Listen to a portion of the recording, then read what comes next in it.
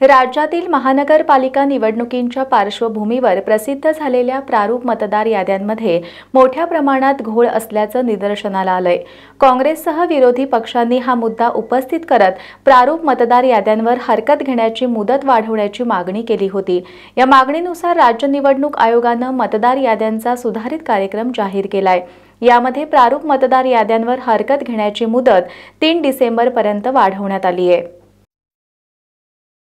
कोल्हापूर महानगरपालिका सार्वत्रिक निवडणूक 2025 या अनुषंगानं प्रारूप प्रभागनिहाय मतदार यादी प्रसिद्ध करण्यात आली होती। त्याच्यामध्ये मागील 4-5 दिवसापासून मोठ्या प्रमाणावर हरकती प्राप्त झाल्या होत्या आणि कमी कालावधी राहिल्यामुळं मुदतवाढ देण्यासंदर्भात बऱ्याच राजकीय पक्षांनी, त्यांच्या कार्यकर्त्यांनी, नागरिकांनी मागणी केली होती।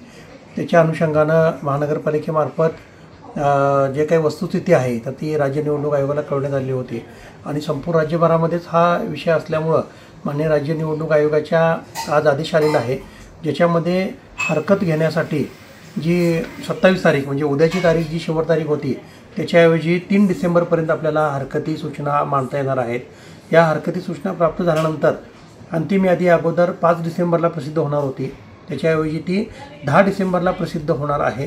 त्यामुळं ज्या नागरिकांना, ज्या मतदारांना हरकती घ्यायच्या असतील तर त्या 3 डिसेंबरपर्यंत महानगरपालिकेच्या विभागीय कार्यालयांच्यामध्ये घेऊ शकतात।